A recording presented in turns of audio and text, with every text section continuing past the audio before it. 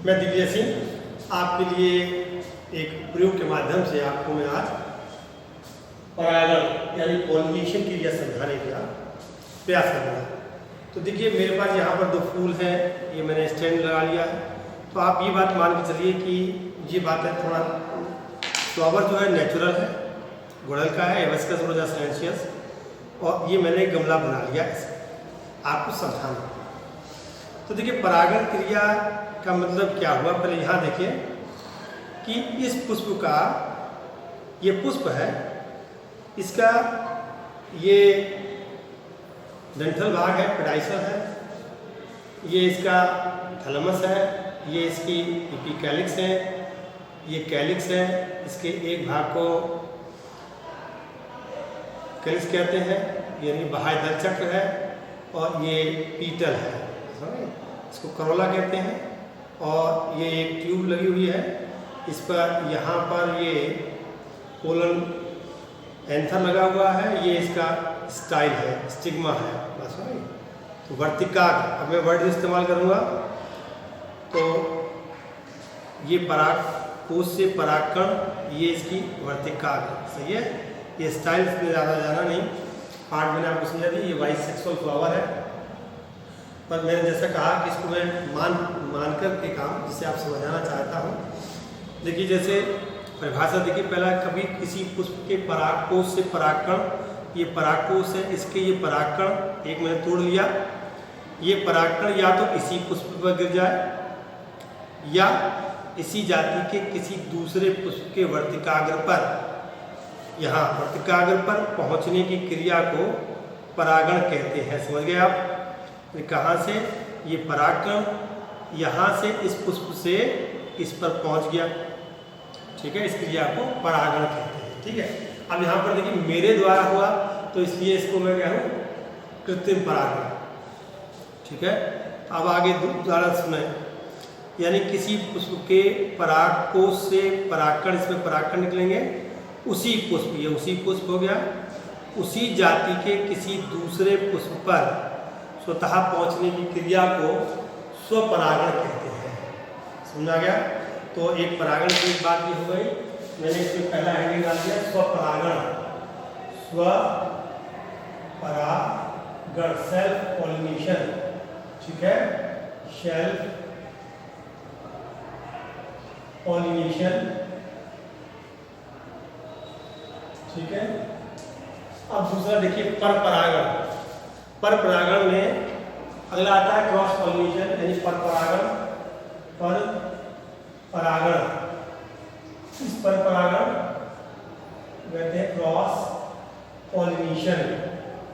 Pollination पर परागण में माध्यम की आवश्यकता होती है, परिभाषा वही रहेगी, किसी पुष्प के परागकोश से परागकण उसी जाति के किसी दूसरे पुष्प पर किसी जंतु के माध्यम से पहुंचने की क्रिया को जंतु परागण। बीच में यहाँ से इस परागकण को ले जाने के लिए थोड़ी देर, मुझे मान लीजिए कोई जंतु हमें, तो यहाँ पहुँचाने का माध्यम इस जंतु का है, तो ये जंतु परागण कहलाता है। ठीक है, अगर ये हवा में उड़ करके, जैसे ये यहाँ पे हवा के माध्यम से उड़ करके, जैसे मैं फूंक मारता हूँ, हवा के माध्यम से उड़ करके यहाँ पहुँचने की क्रिया को वायु परागण कहते हैं।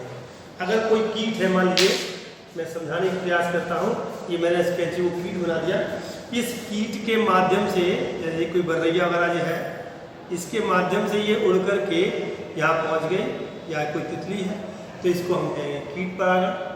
अगर ये पौधा जल में होता तो हम कहते हैं जल परागण, यानी किसी पुष्प के परागकोश से परागकण उसी पुष्प या उसी जाति के किसी दूसरे पुष्प, यानी दूसरे पुष्प के वर्तिकाग्र पर जल के माध्यम से पहुंचा, जल में तैरते हुए, जैसे वेलस्नेरिया है, तो इस क्रिया को हम जल परागण कहते हैं। ठीक है, तो ये बात मैंने आपको समझाई। अब इससे जुड़ी हुई कुछ बातें और कि देखिए, अगर यही पुष्प का परागकोश से परागकण इसी पुष्प के वर्तिकाग्र पर गिर जाता है, तो इस क्रिया को एलोगेमी कहते हैं। क्या कहते हैं? एलोगेमी। समझ गए? एलोगेमी। थोड़ा सा और बात जोड़ दूँ, मैंने अभी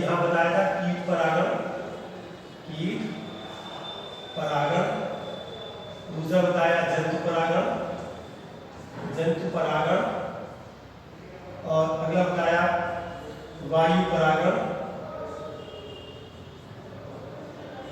ठीक है, और जल परागण, ठीक है। और तो अब अगला मैं बता रहा था ये सब कैसे परागण क्रिया हुई, तो इस क्रिया को एलोगेमी कहते हैं, सही है। अगर देखिए यही पुष्प एक इसी पौधे का, ये पौधा है मान लीजिए, तो इस पर ये 2 पुष्प हो गए, तो अगर इस पुष्प का परागकोश से परागकण उसी जाति के दूसरे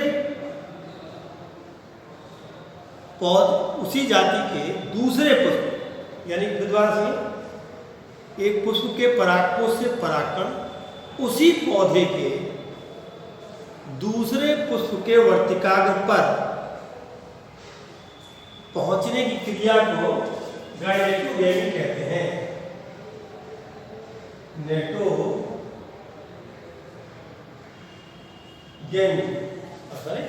अगर यही क्रिया, अगर मैं इस पुष्प को दूसरी जगह शिफ्ट कर दूं, ये दूसरा पौधा ले लिया, पर आप इसका जीनोटाइप कैरेक्टर भिन्न है, फिनोटाइप और जीनोटाइप। सपोज करिए कि इसका जो रंग है इस समय है लाल की जगह, ये जो पौधा है इस पर जो पुष्प आते हैं सफेद पुष्प आते हैं, सफेद पुष्प, तो दोनों का मॉर्फोलॉजिकल समान है, पर दोनों की स्पीशीज में अंतर है, यानी कि इसकी जीन संरचना इसकी जीन संरचना की तुलना में भिन्न है। तो अगर इसका परागकोश से परागकण उसी जाति के किसी दूसरे पुष्प के वर्तिकाग्र पर पहुंच जाए, सही है, तो इस क्रिया को जीनोटोगेमी कहते हैं, जीनोगेमी कहते हैं।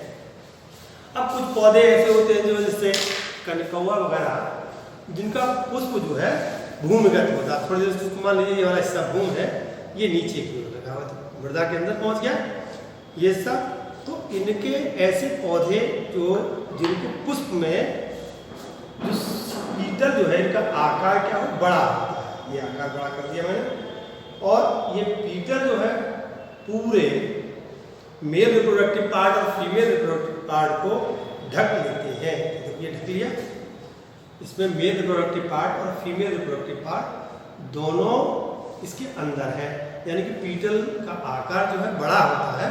तो ऐसे पुष्प जो है क्लस्टोगैमस कहलाते हैं, क्या कहलाते हैं, क्लस्टोगैमस।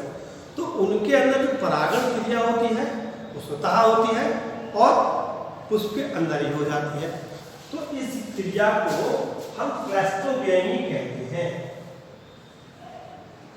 क्लस्टोगेमी पास हो गया। तो ये मैंने आपको परागण से जुड़ी हुई बातें आपको बताई, बाकी का प्रैक्टिकल्स के माध्यम से। धन्यवाद। अगला इसके बाद अगले चैप्टर में आपको बताऊंगा।